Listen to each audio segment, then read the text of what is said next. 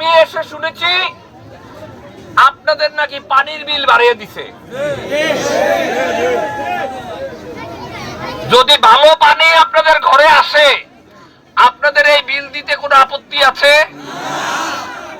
যদি এই রাস্তাটা সঠিকভাবে সুন্দরভাবে করে তাহলে বিল দিতে অসুবিধা আছে?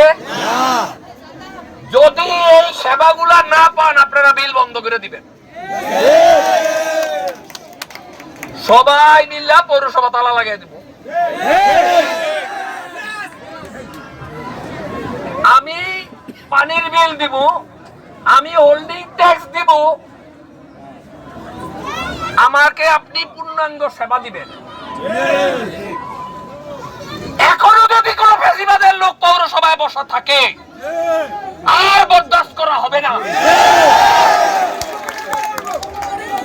আমরা শুধু আপনারা অপেক্ষায় থাকেন, ডাকের অপেক্ষায় থাকেন।